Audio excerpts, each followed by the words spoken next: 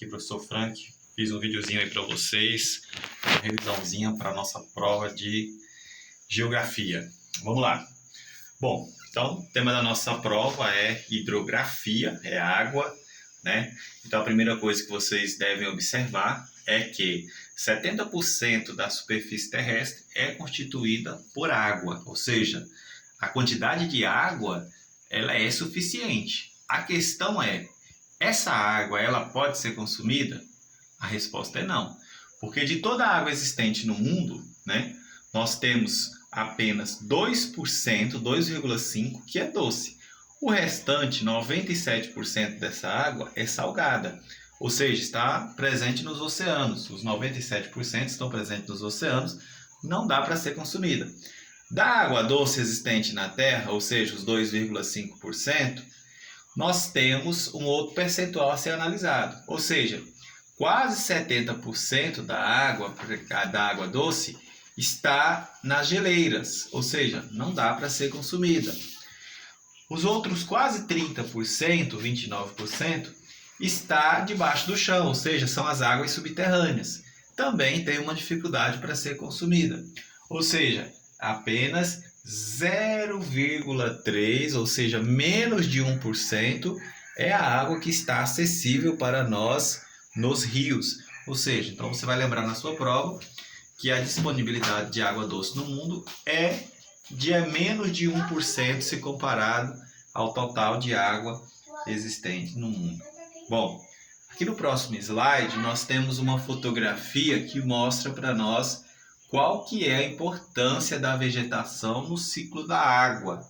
A primeira questão que a gente tem que analisar é o seguinte: as raízes elas permitem, né, que quando ocorrer as chuvas, a água das chuvas vai descer junto ao caule das árvores e as raízes vão ser um facilitador para que a água das chuvas alimente o lençol freático. Então, nesse contexto, as áreas onde se tem a presença de vegetação, nós vamos ter o ciclo da água sendo abastecido de uma maneira onde o rio ele vai ter a sua capacidade máxima de água. Ou seja, quando ocorreu a chuva, a presença da vegetação fez com que não ocorresse erosão ou enchentes. Isso por quê? Porque a água das chuvas teve facilidade de infiltrar no subsolo. Ou seja, as raízes foram um facilitador da infiltração da água no subsolo. Alimentaram o lençol freático. O que é lençol freático? São os depósitos de água doce, né? Então, ao alimentar o lençol freático, o rio também vai ter água suficiente. Por quê? Porque é através do lençol freático que a água da chuva chega até os rios. É o que nós chamamos na linguagem popular de mina. Ou seja, a gente fala, todo rio tem a mina. O que é a mina? É o lençol freático. É a água da chuva que foi abastecida, né, durante esse período chuvoso, o lençol freático sendo abastecido e que contribuiu de certa forma para a manutenção do rio. Nessa outra fotografia aí, você tem uma imagem do processo erosivo, ou seja, ocorreu a retirada da vegetação, né? Nesse contexto o solo teve facilidade de ser deslocado, ou seja, de ser transportado, e aí você tem esse grande buraco, essa vala que foi provocada pela retirada da vegetação. Um outro processo que poderia ter ocorrido aqui era como você retirou a vegetação, esse solo poderia ter ficado compactado, de modo que ele não abasteceria o lençol freático. Ou seja, a água da chuva cairia no solo, mas a água não infiltraria no subsolo, não iria alimentar o lençol freático. Então, se a água o solo está compactado com a retirada da vegetação, a tendência é que ocorra as enchentes, e essas enchentes favoreçam a ocorrência do processo erosivo. Aqui agora, nós temos uma outra fotografia, que é a mata ciliar. Você pode ver a presença de um curso hídrico, e às margens do curso hídrico você nota a presença de uma vegetação. Essa vegetação que está no entorno do rio é chamada de mata ciliar. Qual que é a função da mata ciliar? A função da mata ciliar é proteger os rios contra o processo erosivo, né?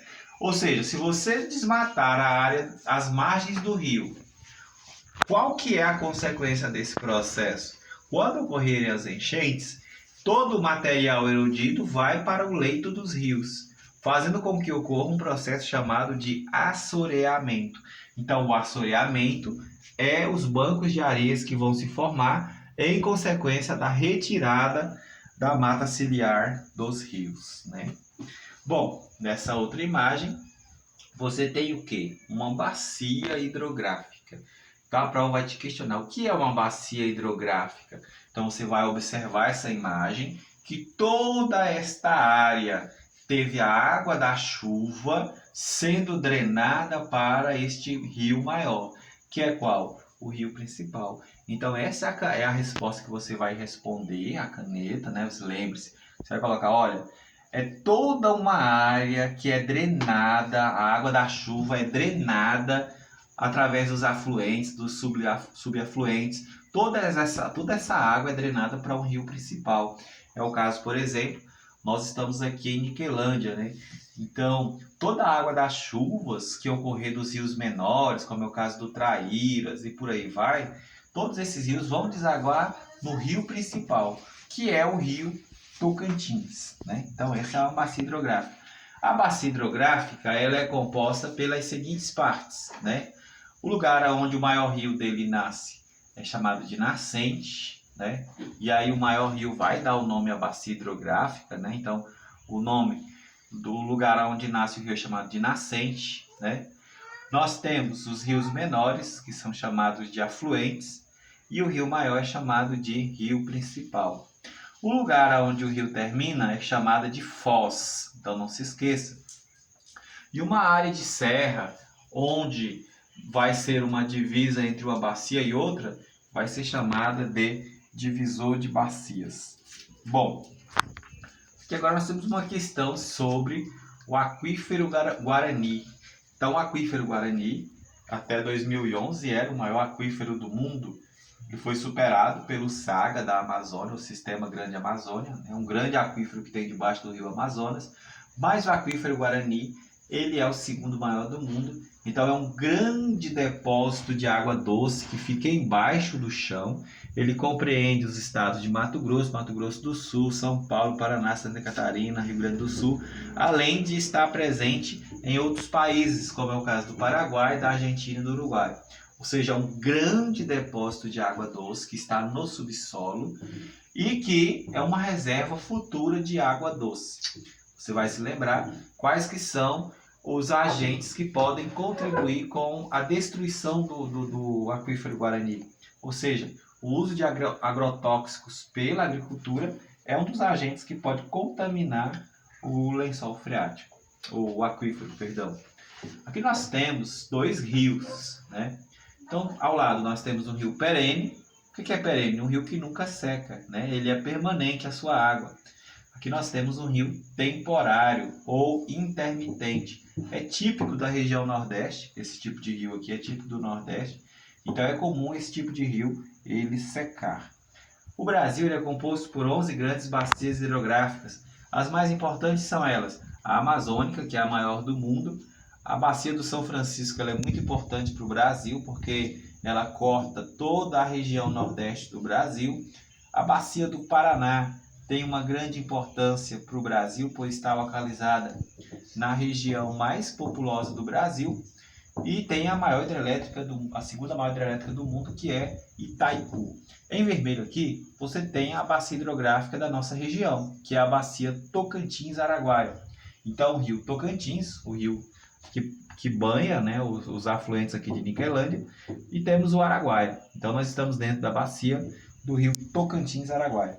Para fechar nossa aula, nós temos o ciclo da chuva. Então, o ciclo da chuva ele começa com o sol aquecendo e a água dos rios, das plantas, dos animais, então essa água vai subir em forma de vapor, então vai ocorrer a evaporação quando formam as nuvens, e esse processo da formação das nuvens é chamado de condensação. Quando as nuvens estiverem condensadas, nós vamos ter a presença das chuvas. As chuvas vão ser chamadas de precipitação. E quando a água da chuva entrar debaixo do chão, esse processo vai ser chamado de infiltração. Um forte abraço, boa noite a todos.